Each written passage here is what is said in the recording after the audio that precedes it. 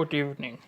I am L, the Owl Reviewer, and for this evening's feature presentation, I present to you all my opinions and thoughts of the 2019 Academy Awards nominations. So, let's begin as I welcome you all to the first edition of the first video you'll ever see on this channel, that being episode 1 of the Off the Cuff podcast, featuring yours truly, L, the Residential Owl Reviewer. Hey everybody, this is L, the Residential Owl Reviewer here on YouTube. This is my very first video ever, and I'm hoping to make sure that this video is not long as hell nor boring as shit. But let's get started on it. So, almost 2 weeks ago, the Academy Award nominations for 2019 were released. And let's just say there is a bit of a controversy behind them. And it's not the fact that all the choices were bad, it's just that there didn't seem to be that care from the Academy to really, I guess if you want to say, diversify their choices. Not really because, that they couldn't really pick many movies from other countries, which is not the case since Roma is tied for the most Oscar nominations for this year, but mainly just the fact that there wasn't really much of a care for other films that were on par, if not better than, you can even argue, 80% of the films that were nominated for the big awards. Now, I have here my notebook, so if you hear my like paper rustling when I'm turning the page, I'm sorry, but in the description box below you will see the link, hopefully, to the Academy Award nominations that the Oscars have on their website, but I'm reading the nominations off of my notebook that I have here in front of me, so I'm not fully aware of every, name that's involved with each film, or etc., etc. So I'm just reading whatever I have here in my big old notebook. So with that said, let's begin from the very top, and that being Best Picture. Yeah, this is a bit of an odd one, but so I'm just going to read all the nominees and then just give my brief thoughts on the entire list. But the problem and the challenge for me is that I'm not going to be able to really give my opinion on every single film. However, at the end, I'll bring up the films that I have seen and which ones I think should win certain categories. And throughout the video, while I mention the nominees, I will mention which films I think are a lock to win, or I think that should win, or that I want to win. Or even, what the Academy might choose. But anyway, let's begin this unpredictable list. And first up, we have Best Picture. We have Black Panther, BlacKkKlansman, Bohemian Rhapsody, The Favorite, Green Room, Roma, A Star is Born, and Vice. This is definitely, in terms of just on paper, probably a weaker lineup of films in comparison to last year's 9 nominees. This year's 8, last year was 9. And for the most part, most of last year's nominees were really good to great. The only 3 films I didn't like from last year were The Post, obviously, Darkest Hour, and Dunkirk. And don't get on me right now, I'll probably do a review of this film down the line whenever I do a Christopher Nolan series. But the other 6 films were definitely a lot stronger in quality, but also stronger in competition. In comparison to the lineup this year, to me, it just didn't seem that there was much more that they could go with. And plus, Black Panther is a controversial pick. To me, I don't know if I want to compare it to Mad Max Fury Road, because 3 years ago when it was nominated for, 10 Oscars, and it won like 6, most of them being technical categories. And the only reason it got those nominations and wins is because many people were campaigning for it. And finally it got it, and even got Best Picture and Best Director nominations. So I don't want to compare Black Panther to that, but I have to compare it in the one sense, and that is, I guess in the one sense, and that is that it's sort of like a controversy around like a minority, I guess, that both films are representing. I mean, both Mad Max Fury Road was female-led with Charlize Theron's character. I haven't seen the film myself, but some people complained about the female characters in that film and how they were trying to be, like, how it was pushed that they were the forefront of the film. And in this case, it's more about representation with the black community. But I think it's sort of on the one hand, I can understand people who appreciate that, but on the other hand, I kind of think that's sort of political BS that's being pushed straight to the foreground, at least racial politics. But I don't know. I'm not really into the whole thing, but Black Panther does make history for becoming the first superhero film to ever be nominated for Best Picture. Why wasn't it Dark Knight? I have no idea. But other than that, the only ones I think that were worthy of nominations, from what I've seen and heard, were Black Klansman, The Favorite, Green Book, Roma, and A Star Is Born. Vice, I've heard almost nothing about the film except for Christian Bale's performance. But with that said, sorry. But with that said, Vice is the least talked about film of the bunch. And it just doesn't really interest me. I don't know. Maybe because I haven't heard much about the film. But with that said, I'm gonna watch it regardless because I have it on my watch list.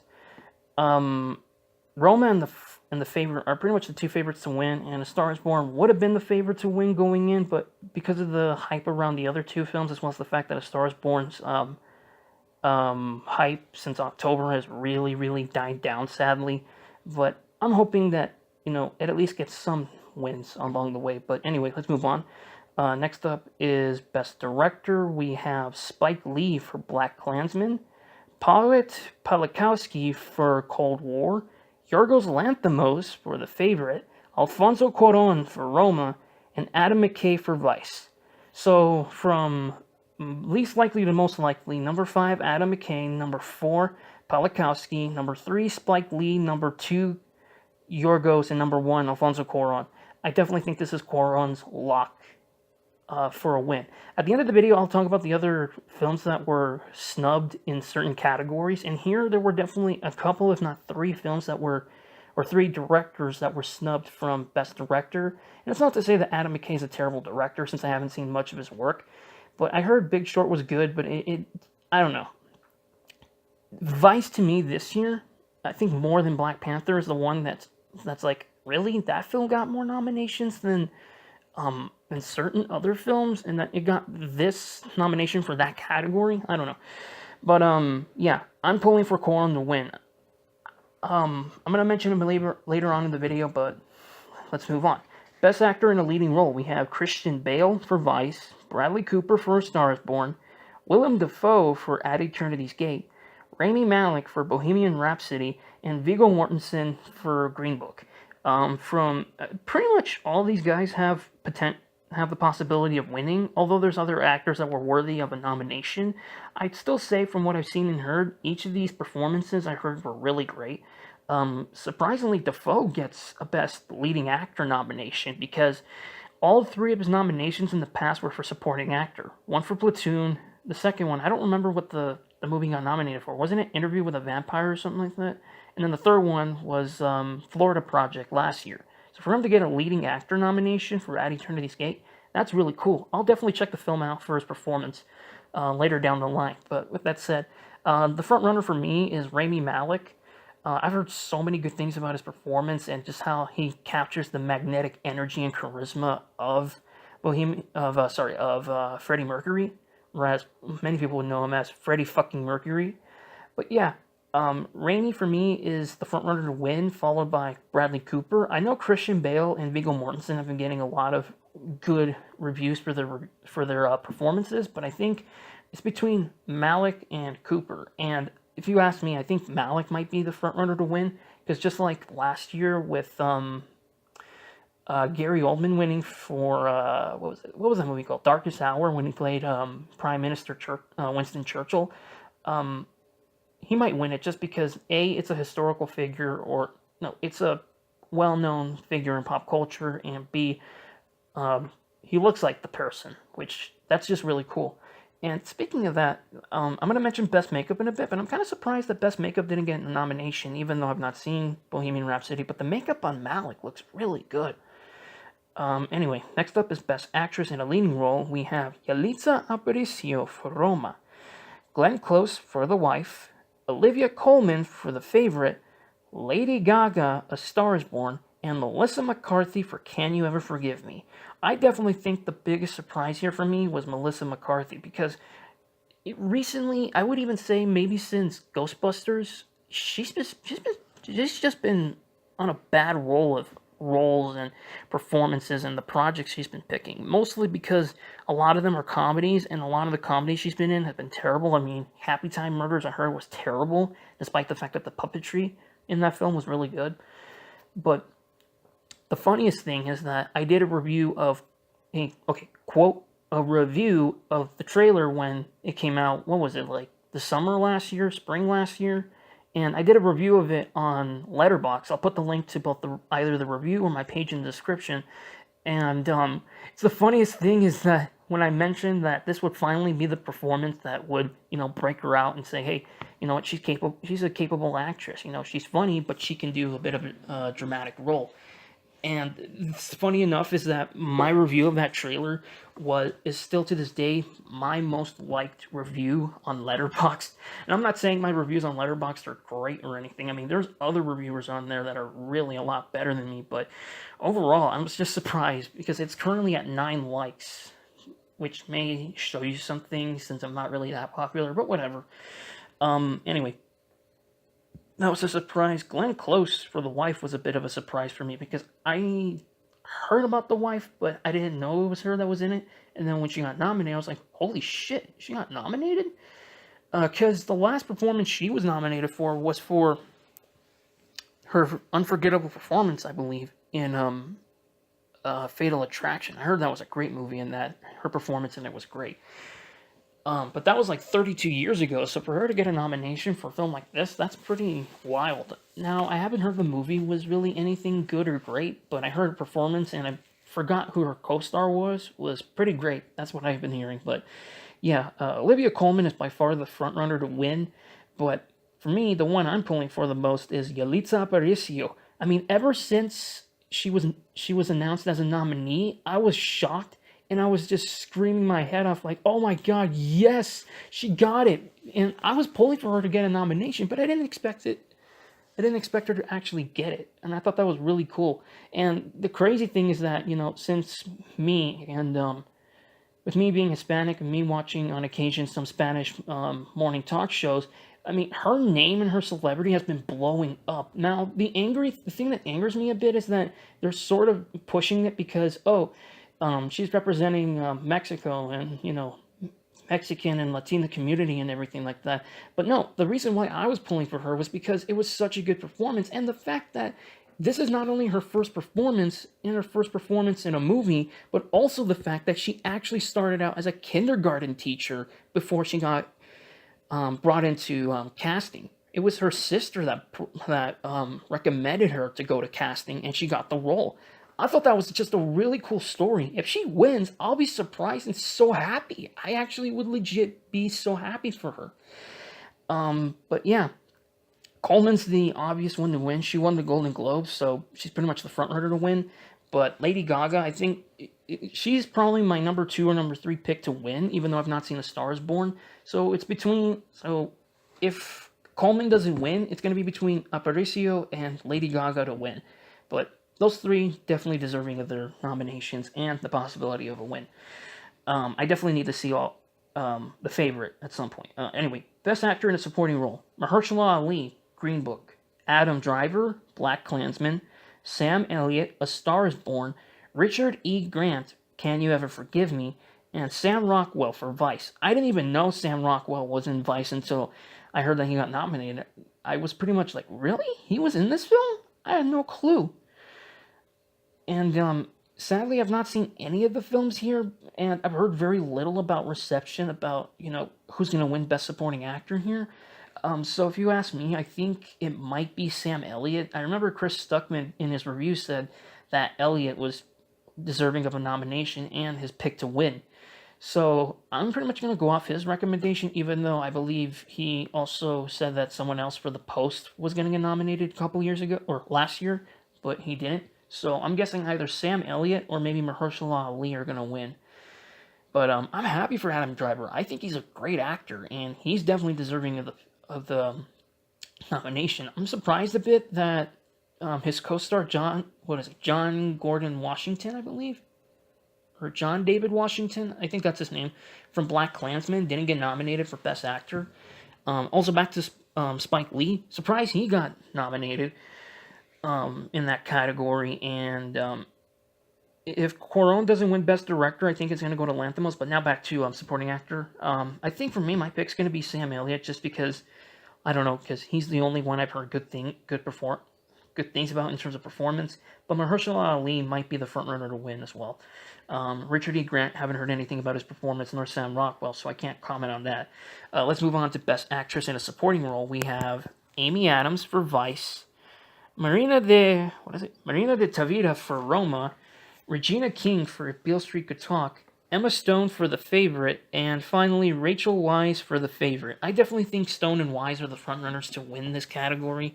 I mean, I believe Weisz won. Didn't she win Best Actress or Best Supporting Actress years ago? I might be mistaken, but if she hasn't, maybe she'll win here. But I haven't heard like who the frontrunner between the two is going to win. So for me, it's between Stone and Weisz because they won in the past, so they're probably going to win.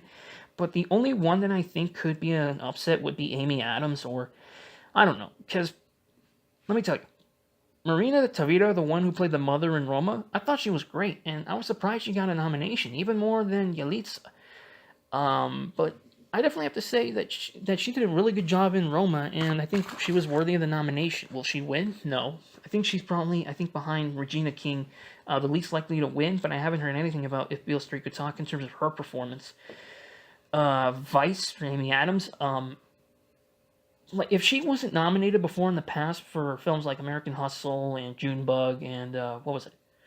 Doubt. If she wasn't already nominated before in the past, I would have said that this would have been a bullcrap makeup award for her, since she didn't get nominated 2 years ago for Arrival. I haven't seen that film either, but if she was to win for this as a makeup award, I would be pissed, because Amy Adams, from what I've seen from her, she's great. I saw a bit of her in the HBO series, what was it, Sharp Objects, excuse me, and she's great. She's a great actress, and, for her to win here would be an upset, but I doubt it, because I haven't heard much of anything for her performance, but, yeah, I think for The Favorite, actresses are definitely going to pick this up. I doubt there'll be a tie, but we'll see, unless they split the vote like other categories in the past. Next up is Best Adapted Screenplay. We have Ballad of Buster Scruggs, of course, because of the Coen brothers, Black Klansman, Can You Ever Forgive Me, If Beale Street Could Talk, and A Star Is Born.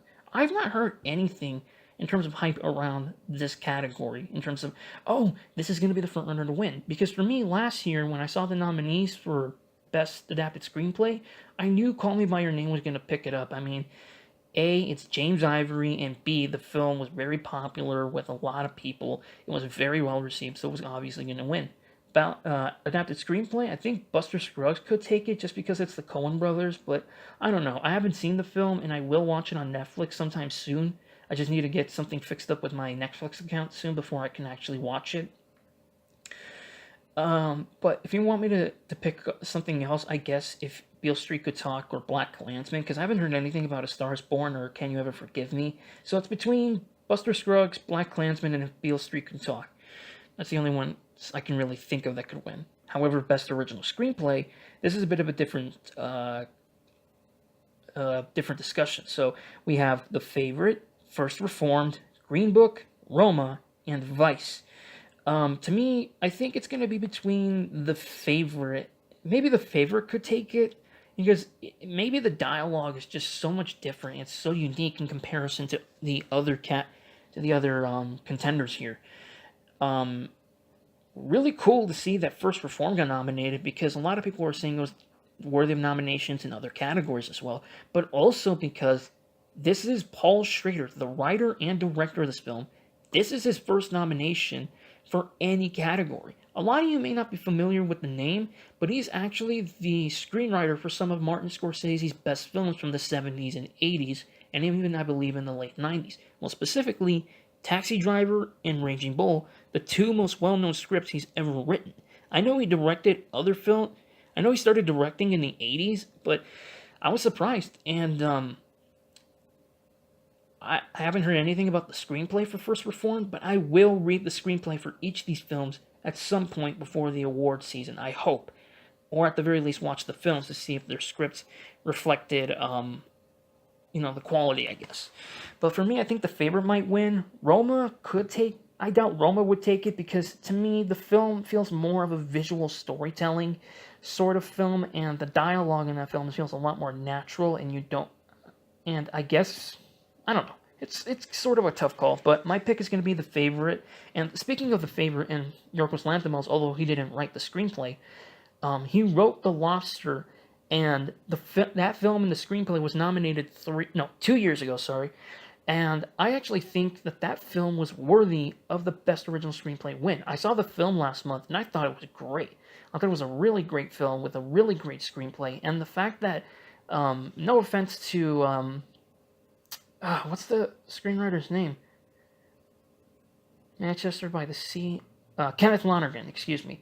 No offense to Kenneth Lonergan, but if you're going to talk about an actual original screenplay, Yorgos's for The Lobster was deserving. I mean, if her and Eternal Sunshine of the Spotless Mind are two original romance films, even though this one you can argue it's not really a technical romance film, but more of a romance thriller sort of thing, a hybrid film, a hybrid genre film, definitely Yorgos' script for that film was worthy of the win.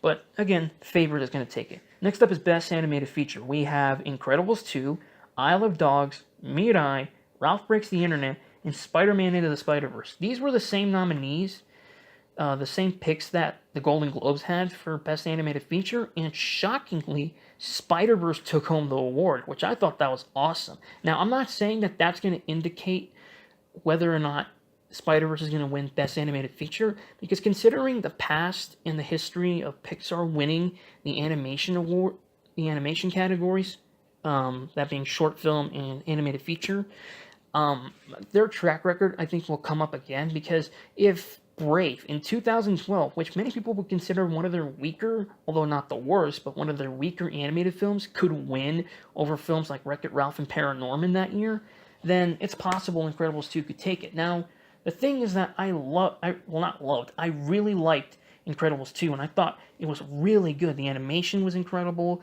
The score from Giacchino was probably even better than the first film. The action sequences were riveting. The characters are all so likable, and it's so energetic. The only issue I had was with Elastigirl's plotline, but I'll save that for a review down the line, maybe even next year. But I don't know. This doesn't seem to me to be a film that's reflecting, in terms of quality and in terms of popularity, in comparison to Spider-Verse, because Spider-Verse did just as well as the box office and did just as well with audiences and critics. It's been so well received and highly acclaimed. The animation in that film is far superior, arguably, than any computer animated film in the last couple of years. It just looks stunning, and something, that has to be seen to be believed. I mean, the style is just so unique and energetic and creative. And even with that said, the characters are so likable, and the score, well, not the score, the soundtrack is great. It's just a great film as a whole, and for me, I thought it was better in most categories in comparison to Incredibles 2. But Isle of Dogs was equally great, with a fantastic a fantastic score from Alexander Desplat, great stop motion animation, arguably some of the best in recent memory, if not of all time. The voice acting was great. The characters were memorable. They were all funny. It was dramatic. And the thing is that of all the three here, it was rated PG-13, and to be aimed not really technically towards adults, but more towards older audiences. That kind of shows how much balls the film had in comparison to Fantastic Mr. Fox, which you can argue is a little bit more of a family film, even though that's PG, and there was a little bit more, I don't know if I want to say risque dialogue or humor or anything, but more mature humor in comparison to most animated films of recent memory. But I think Spider-Verse, for me, is my pick to win. If it doesn't win, I wouldn't be mad, but I think Isle of Dogs is at number 2, and then number 3 is Incredibles 2. To win Mirai, I'm actually glad this got nominated, even though I've not seen it, and that's because finally a Mamoru Hosoda film got nominated. I've heard so many good things about Hosoda's films in the past, and the fact that Your Name and even last year's A Silent Voice didn't get nominated for Best Animated Feature is definitely a major crime in terms of the animated feature category history is concerned. Excuse me. So for me, my favorite to win is Spider-Man Into the Spider-Verse, followed by Isle of Dogs and The Incredibles 2. Mirai number 4, and then at the worst, Ralph Breaks the Internet. I know the film was not really well received in comparison to the first film, but come on, sequels are usually very, very challenging to do. I mean, even Incredibles 2 sort of struggled with audiences because most were mixed on it, but I enjoyed it, so not much I can really say there. Next up is Best Makeup and Hairstyling. We have Border, Mary Queen of Scots, and Vice. Vice is going to win. I mean, this might be the only legitimate win that Vice will have, but I thought the other two films that could have been nominated were Bohemian Rhapsody and maybe even Stan and Ollie. The one about Laurel and Hardy, I believe, is the comedy duo, the double act. The makeup on John C. Reilly when he played, I forgot who exactly, but if you've seen the trailer, you'll know what I'm talking about. And the makeup looked great. He looked exactly like the real person. And I thought that film's makeup was going to get nominated, but sadly it's not. I heard some good things about Mary Queen of Scots, but nothing like too spectacular, so I'll check it out at some point as well. But Vice is definitely the absolute lock to win. One of the few locks of this Oscar ceremony. So next up we have Best Original Score. Black Panther by Ludwig Göransson. Black Klansman by Terence Blanchard. If Beale Street Could Talk, Nicholas Britell. Isle of Dogs, Alexandre Desplat. And finally, Mary Poppins Returns, Mark Shaman. I think from least likely to most likely, I think number 5, Mary Poppins. Number 4, Black Panther. Number 3, Black Klansman. Number 2, If Beale Street Could Talk. And number 1, Isle of Dogs. The reason why is because Alexander Desplat already won 2 Oscars. His most recent one for The Shape of Water, a score that I absolutely loved. I love that score from last year. And I thought his score for Grand Budapest Hotel was really great. I mean, he's such a great composer. That's all I can really tell you. He's one of the best working today, maybe even the best, even better than John Williams on some occasions. But I know that's a ballsy statement to make. But anyway, the reason why I would pick Isle of Dogs as number 1 is because it's, in comparison to most scores, especially in recent times, it has more of that authenticity in terms of Japanese feel. The drum score, I think, is really great. I can't remember the exact name of the song, but the song, what is it? Plane Crash number 2 or something like that? Beach Fight. I don't remember the exact name of the song. I'll probably put it on the screen and in the description. That's such a really great song, and it has a great encompassing of every facet that I loved about the score. So my pick would be Alexandre Desplat, but I think the only upset here could probably be Britell for his score, because he's the same composer who did the score for Moonlight, using a heavy emphasis on violin. And I've listened to a bit of the score recently before doing this video, and I thought the score, from what I've listened to, was great. And overall, yeah, I think Desplat will be the frontrunner to win. Next up is Best Original Song. We have All the Stars from Black Panther, I'll Fight from RBG, The Place Where Lost Things Go from Mary Poppins Returns, Shallow from A Star is Born, and finally, When a Cowboy Trades His Spurs for Wings. When a cowboy trades his spurs for wings. Sorry.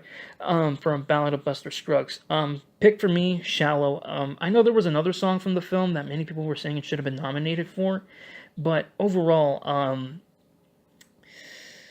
yeah, Shallow might win this, or it's definitely going to win this. And there was a bit of a controversy about the fact that none of the songs were going to be played at the actual awards, and then there was some stupid thing I've been hearing about that some of the awards are going to be handed out during commercial break, which that would be freaking stupid, because it would be an insult to a lot of people who watch it to see the recognition of filmmaking of the awards. It's like trying to do an award show with some entertaining bits, but you only show the entertaining bits, whether it be concert or something like that, but not the actual awards recognition. Or it's like It's like you're trying to watch the Super Bowl or something like that, but all you're getting is just segments or something like that. That would be stupid. But yeah, hoping they perform each of the songs like they did last year. I think last year's best musical performance was definitely for Mystery of Love. That was my favorite. From Sufjan Stevens. I think that song should have won Best Original Song last year, but that's just my opinion.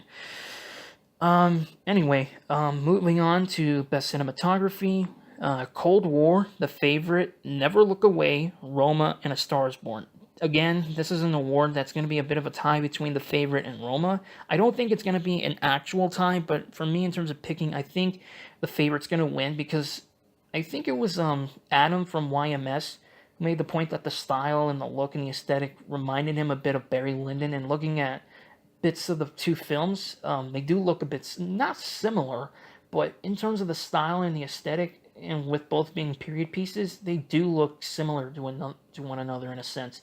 So The Favorite's going to win, and if you ask me the runner-up, Roma, Alfonso Cuarón.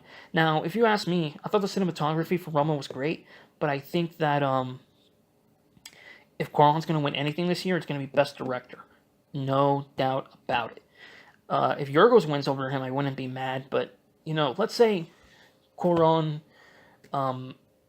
wins Best Director. Cinematography can go to The Favorite. But if Roma wins both, no problem with that. But if cinematography goes to Roma and director goes to Yorgos, no problem. So for me, my pick is going to be The Favorite, followed by Roma. And the fact that Cuarón did the cinematography himself and not his usual cinematographer, Chibo, a.k.a. Emmanuel Lubezki, who's an incredible cinematographer, it's kind of astounding. And, and the film looks beautiful in its black and white, regardless. So, yeah, cinematography, Favorite. Best film editing, Black Klansman, Bohemian Rhapsody, The Favorite, Green Book, and Vice. Undoubtedly, it's going to go to The Favorite again. The funny thing is that on Twitter, I remember coming across somebody's tweet where they were showing a bit of a clip from the film, and it was just a conversation between the members of Queen, and he jokingly just said, "Oh, this film was nominated for Best Film Editing." I watched the clip, and I'm like, "Oh my god, this is bugging the shit out of my eyes," because the editing is so atrocious in there, because it's just a conversation among, I believe, one character who enters the scene, like some random character, and the members of the band. And it's cutting back and forth, back and forth, back and forth between each of the different characters. In editing, I think, and as well as in cinematography, if you have a central focus of a scene like that, you have to be careful with how many times you cut the film. I know the film, The Other Side of the Wind had constant constant cutting to different angles and different shots, but it was meant to look like more of a documentary. I don't know if Bohemian Rhapsody was supposed to be like that, but if not, then why even do that? The editing in that scene looked like shit. And if it wins, I'll be upset. But let's move on from that. Best documentary feature, Free Solo, Hale County, This Evening, Minding the Gap of Fathers and Sons, and RBG. I've only heard of Free Solo and a little bit of RBG, but I think Free Solo might win it. Just because, oh my god, I've been hearing that the cinematography looked gorgeous, and from what I've seen, it does look gorgeous. So it might be the front runner to win. So for me, Free Solo number 1 and RBG number 2 to win. But the surprise here is that the film that didn't get nominated, Won't You Be My Neighbor? I mean, I haven't seen it myself, but it like in a sense to commemorate Fred Rogers and what he's done for television. It's really sad that the film didn't get nominated, because everyone was talking about it and everyone was saying, if you have to see one documentary from last year, it's that one. And yeah, there were also some other really good documentaries I've been hearing about and seen. The two Netflix ones, Shirkers and They'll Love Me When I'm Dead, I thought they were really good documentaries that definitely should be checked out if you ever have the chance. I know there's others out there right now, but those two are really, really good. And The Other Side of the Wind, I would definitely recommend watching The Other Side of the Wind first, and then They'll Love Me When I'm Dead. But if you want to go in the opposite way, that's perfectly fine, but I definitely think you should watch the film and then the documentary. And Shirkers is just a really cool documentary in a very unique looking visual aesthetic and style. Um, but you're definitely, there may be some issues that will come up about, the central protagonist of that documentary and who and what the documentary focuses on, especially in the final third. But those two are really good, so definitely check them out. Next up, Best Foreign Language Film. We have Capernaum from Lebanon, Cold War from Poland, Never Look Away from Germany, Roma from Mexico, and Shoplifters from Japan. Roma's going to win this by far. If it doesn't win Best Picture, it's going to win Best Foreign Language Film, which I would have no problem with whatsoever, because there's been plenty of films in the past that have been nominated and have won, that have been nominated for both Best Foreign Language Film and Best Picture, and has mostly won Best Foreign Language Film, but didn't win Best Picture. I think the most recent example I can think of was Mikhail Haneke's Amor from 2012. It was nominated for Best Picture, but it only won Best Foreign Language Film, which I'm pretty cool with because I've heard that film is really great. Cold War, speaking of, that film, the director of the film, Pawit Palikowski, the interesting thing I learned is that he actually directed the 2013 or 2014, whichever you want to pick, Best Foreign Language Film winner, Ida, which the cinematography in the film looked gorgeous. I've not seen the film myself, and I will at some point, but the cinematography just looked so beautiful in black and white, and it almost looked like a photo. I think I definitely agree with Adam on that. That it looks like a very beautifully composed photo. Like, I don't know if I want to compare it to Stanley Kubrick, but it's like if Kubrick was making a photo or trying to shoot a photo, but the images move. In a sense, I don't know. Cold War, I've been hearing some good things about, but Roma's the front runner to win, followed by Shoplifters, which is another film I've been hearing a lot of really good things about. And that's mainly because I heard that it actually won the Palme d'Or at the Cannes Film Festival last year, over a plethora of other films that came out, and it came out late last year in the U.S. Limited showing. I don't know if I'm going to be able to watch it at some point, but if it comes out on VOD or home video, I'll definitely check it out because I've heard so many good things about it. But Roma's definitely the front runner. I mean, come on, there's almost no contest. But if you want an upset, it's either Shoplifters or Cold War. I've heard some good things about Capernaum, and I've hardly heard anything about Never Look Away, but Roma's the front runner, followed by Shoplifters and Cold War. Next up is Best Sound Editing and Best Sound Mixing. Aside from just one pick, you had the same nominees, similar to last year, which all 5 films that were nominated for both categories were nominated, and Dunkirk took both. But this year we have, for sound editing, Black Panther, Bohemian Rhapsody, First Man, A Quiet Place, and Roma. And for sound mixing, we have Black Panther, Bohemian Rhapsody, First Man, Roma, and A Star is Born. To me, I think it could either go to First Man or Roma on both ends. Now, a lot of people have been talking about the great performances, the incredible direction, the incredible cinematography, a bit of the writing, the characters, and the drama, and the story as a whole of that film, and just how incredibly well put together the film is. But to me, one facet that gets overlooked about the film that I think should get attention is the sound design. Don't watch the film on your phone. Trust me, I regretted not watching it on a TV or in a movie theater. Because when I finally got the chance to rewatch a bit of the film the other week or earlier in the week on my TV, the sound was incredible. And while I can't say I'm a professional in terms of sound, sound mixing, sound editing, sound design I can understand, but mixing and editing, to me it sounds a bit of the same. But the sound in Roma was incredible, and I think it definitely deserves to win. Although I do think probably First Man could take it, but with the hype that A Quiet Place is getting, or had gotten last year because of the use of sound, you can argue First Man, A Quiet Place, and Roma to win Best Sound Editing, and for sound mixing, it's between First Man and Roma. I haven't heard anything about the sound mixing in A Star is Born, Bohemian, or Black Panther, and I'm hoping Black Panther does not take it. That would be kind of stupid, at least to me.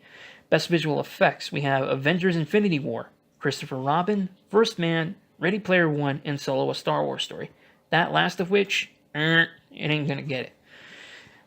I mean, usually, a lot of the Star Wars films, if not all of them at least, have been nominated for an Oscar. I mean, even the prequels were nominated for Oscars, I believe, for visual effects, for original score, and maybe one or two other technical awards. Even the most recent of the sequel films, and I think even Rogue One was nominated, but this one was only nominated for one, visual effects.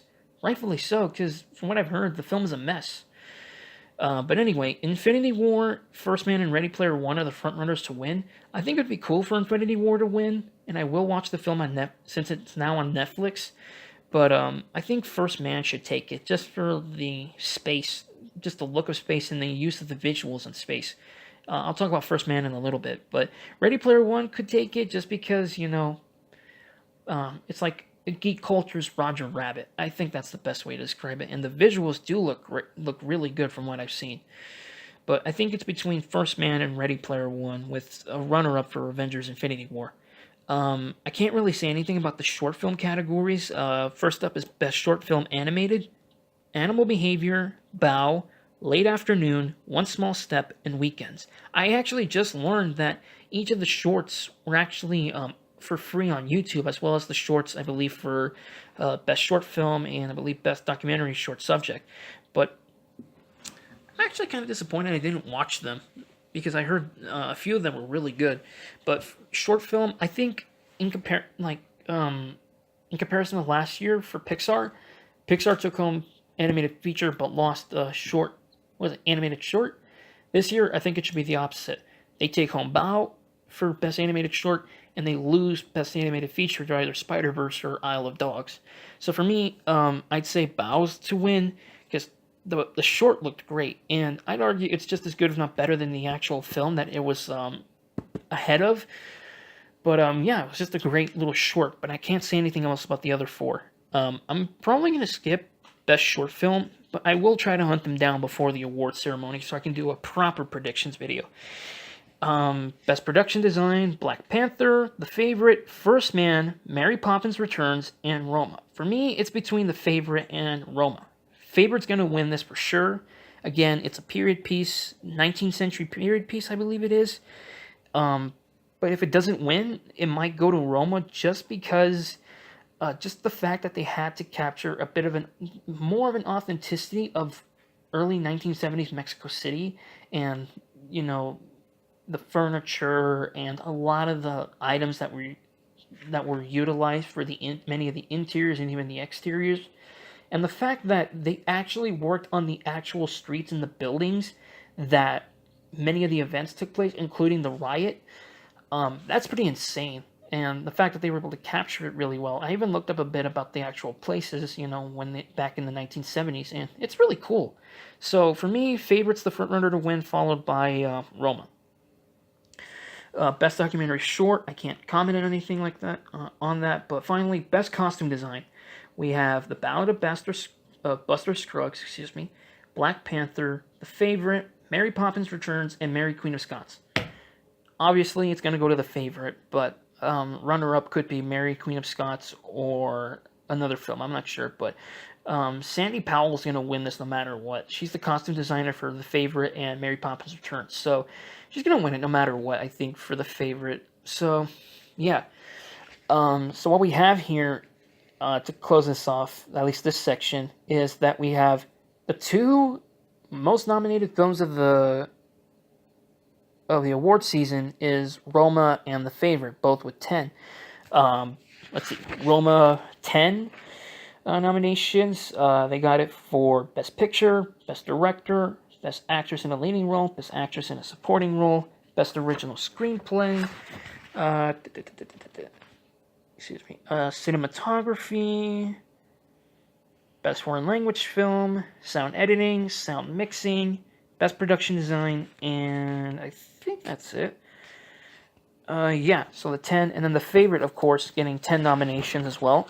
Best Picture, Best Director for Yorgos Lanthimos, Best Actress in a Leading Role for Olivia Colman, Best Supporting Actress for Emma Stone and Rachel Weisz, Best Original Screenplay, let's see, Best Cinematography, Best Film Editing, Best Best Production Design, and Best Costume Design. So if I was the Academy, I'd say for me personally, for the favorite, I'd say it can take home Best Picture, Best Actress in the Leading and Supporting Role, Best Original Screenplay. Let's see. Best Cinematography, Best Film Editing, Best Production Design, and Best Costume Design. So that's 7 out of 10. For Roma, I would have no problem with it taking Best Director, Best Foreign Language Film, of course, and Best... man, I know there's one I'm missing here. But I think it's going to take Best Director and Best Foreign Language Film for sure. Best Sound Design and Best... sound editing and sound mixing. So if it wins either one or both, it could be either a total of 4 Oscars or 2 Oscars, depending on who the frontrunner is for sound editing and sound mixing. So it would be 7 Oscars for the favorite and 4 for Roma. I would have no problem with that. If Roma doesn't win Best Picture, it at least can win Best Foreign Language Film. If it doesn't win Best Foreign Language Film, it might take home Best Picture. Who knows? So, yeah, those are the Academy Award nominations. I'll do a predictions video, hopefully, before the actual event. But in my notebook here, I actually wrote down not just all the films that people recommended me to watch from 2018, but also the films that I wrote down that I felt were snubbed of certain categories, as well as the most popular ones that people were saying, oh, why didn't this get nomination for that category? So, with that said, excuse me, sorry if this video is going really long. It's 46 minutes, but I wanted to get everything out there as best as possible. So here we go.